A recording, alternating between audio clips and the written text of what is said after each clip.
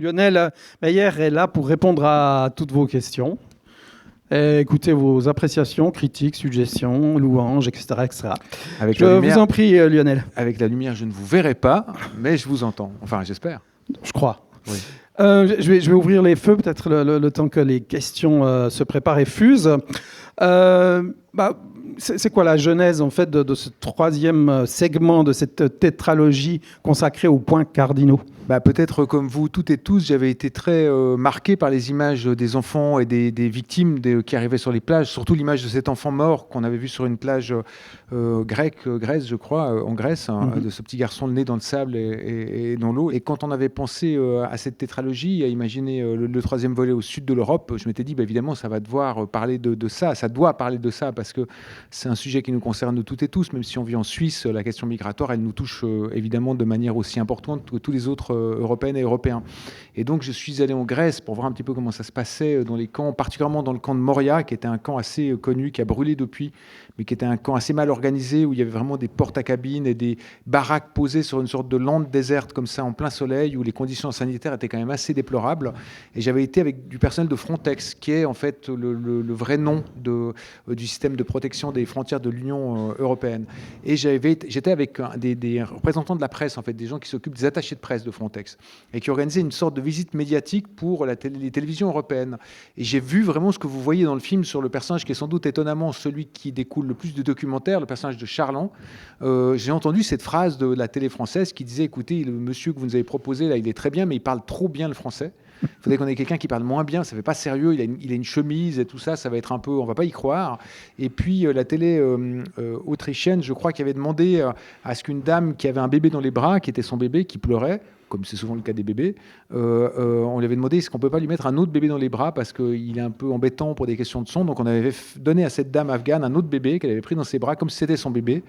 Et je me suis dit, mais c'est ça qu'il faut qu'on filme, en fait. C'est cette espèce d'absurdité dont nous sommes responsables. Et devant le camp, il y avait vraiment des food trucks avec des vendeurs de saucisses, des gens qui vendaient des chichis, des choses à manger, etc. Parce que les gens, le dimanche, montaient en fait autour du camp avec des sièges pliants pour regarder les migrants derrière les grillages, un peu comme si on allait au zoo.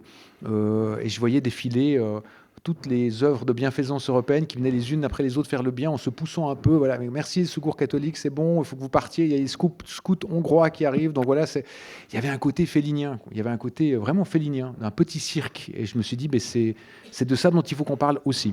Voilà, alors là tu te transportes à Catane.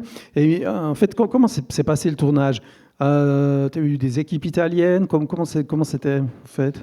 Alors, il y avait une grande partie des techniciennes et techniciens qui venaient de France et de Suisse, mais une très, très grosse partie qui venait d'Italie, parce que les Italiens ont l'habitude de tourner toujours avec beaucoup, beaucoup de monde. C'est quasiment c'est endémique à ce cinéma-là. C'est comme si la nouvelle vague n'était pas passée par là et qu'ils tournaient toujours avec des équipes très, très grandes. Alors, d'autant plus en Sicile, parce que même s'il n'y a plus la mafia véritablement en Sicile, mais quand même, on vous explique que ce serait bien si vous employiez le frère de la sœur, du mari, du type qui nous a prêté l'aéroport. Ce serait quand même très bien. Donc un jour, je me suis retrouvé comme ça, je voyais 10 personnes qui faisaient des sandwichs. Je dis, mais pourquoi il y a besoin de 10 personnes pour faire les sandwichs? Il m'a dit, il ne faut pas que tu poses de questions. Lui, c'est le frère de la sœur du type qui est à lui, c'est lui qui nous a prêté la route, et lui, c'est lui qui va nous dire qu'on a le droit de... Donc on avait une équipe très nombreuse. Et alors c'était compliqué parce qu'on tournait en plein Covid, et donc évidemment, on se faisait tester 2 fois par semaine avec... un testeur Covid, je pense, qui avait dû être boucher charcutier avant, parce qu'il avait une sorte de poigne dans la façon de vous enfiler cette espèce de Q-tips dans le nez. Alors en Italie, c'était les 2 narines plus la langue. Je disais toujours, commencez par la langue et faites les 2 narines après, parce que je n'ai pas forcément envie d'avoir mon nez dans la bouche. Mais donc, on était tous testés. Donc, tout ça était assez périlleux, parce que s'il y avait plus de 3-4 Covid sur le film, ça devenait un cluster et le tournage était arrêté. Et comme on n'avait pas tourné depuis longtemps, toutes et tous, pour des questions de Covid, je crois que les gens ont été extrêmement respectueux des mesures sanitaires. On avait tous tellement peur que le travail s'arrête et tout le monde était très heureux, en fait, de pouvoir travailler et de pouvoir tourner. Très bien. Cher public, est-ce que vous avez des questions à poser à Lionel Meyer ou faire part de votre appréciation du film? Bonsoir, merci pour ce beau film plein de surprises. Merci. Enfin, un film où on s'attend, on ne sait pas à quoi on s'attend du début à la fin. Merci. Non, merci. Oui. Moi, j'ai juste une question. J'aimerais vous entendre par rapport à une phrase que j'ai entendue 2 fois. C'est pas une image, c'est un lieu. Voilà, merci. Bravo Bienne, voilà une bonne question. Je dis toujours les villes où 1 point pour Bienne, parce que c'est les questions que les gens ne posent pas souvent. Vous avez raison, vous avez été attentive. Oui, c'est la différence qu'il y a entre dans le monde médiatique et dans l'imagerie politique entre produire une image et se rendre véritablement à un endroit. Et je pense que c'est 10 fois difficile pour les femmes et les hommes politiques de vraiment être à un endroit et de ne pas être dans une image qui était mise en scène pour faire raconter quelque chose à cet endroit. Et vous avez raison, c'est le personnage de Charland qui dit c'est une image que les gens comprendront mieux. Et le personnage d'Isabelle Carré lui dit c'est pas une image, c'est un lieu, on y vit en fait. Il y a une réalité qui dépasse juste la petite photographie qu'on va faire. Et son fils, quand il est dans ce labyrinthe, c'est ce village abandonné qui est Gibellina, sur lequel c'est un village qui était détruit par un tremblement de terre et sur lequel on a construit un sarcophage autour des rues. Il a le même sentiment un peu d'effroi en se disant c'est une image, ça me rappelle quelque chose qui me fait peur. Et elle lui dit mais c'est plus que ça, c'est un lieu. Donc il faut pas avoir peur d'un lieu, on peut avoir peur d'une image, mais pas d'un lieu. Et c'est un peu le rapport qu'on a des fois, je crois, même au monde dans lequel on vit, où les gens aiment beaucoup faire des images en oubliant qu'ils sont sur un lieu. Quand les gens Instagram immédiatement où ils sont, je voyais là les images du passage du corbillard de la Reine, et je me disais les gens ne sont pas dans le lieu, ils sont déjà en train de faire tous des images pour pouvoir l'envoyer plus loin, mais ils ne sont pas en train de vivre le moment. Et donc voilà, ça raconte un petit peu ça, cette phrase. Et puis c'est aussi toujours la volonté, quand on fait du cinéma, on se pose sur cette question en disant je ne voudrais pas juste que ça fasse une image. J'aimerais bien que ça raconte quelque chose, que cette image infuse et raconte quelque chose de plus grand. Donc c'est pour ça que souvent j'ai l'impression que le travail que l'on fait quand on fait un film, c'est exactement l'inverse que ce que l'on fait quand on fait de la télévision.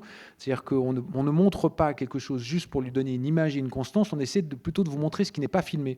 C'est peut-être ce dont vous parliez indirectement quand vous avez dit que vous étiez contente que le film ait produit des surprises, c'est comment amener le spectateur à se déplacer toujours dans ce qui devrait être le hors-champ.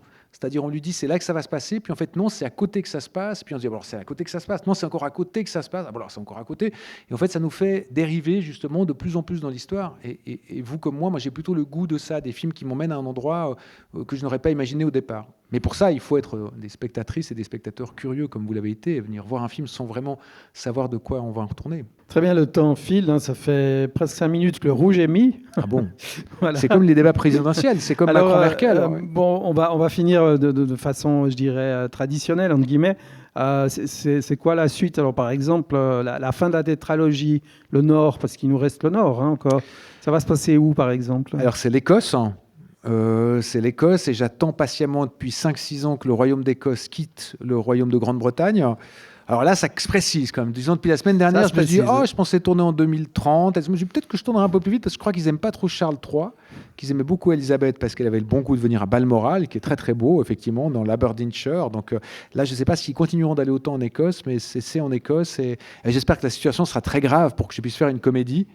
Sinon, je serais obligé de faire un film tout à fait sérieux. Si tout se passe bien, je serais obligé de faire un film sérieux. Donc j'espère que ça se passe très très mal. Non, je rigole. J'espère évidemment que tout se passerait très bien pour les Écossais. Mais très bien. Il ne nous reste plus qu'à vous remercier. C'était absolument passionnant.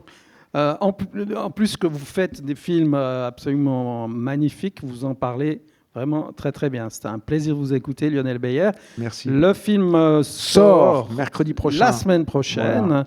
Donc, s'il vous a plu, ne manquez pas de le faire savoir à vos amis, vos animaux de compagnie, vos pires ennemis, parce que le bouche à oreille, c'est le meilleur moyen, en fait, d'assurer un peu de public à ces films qui le méritent amplement. Merci, Lionel Beyer. Merci à vous. Merci.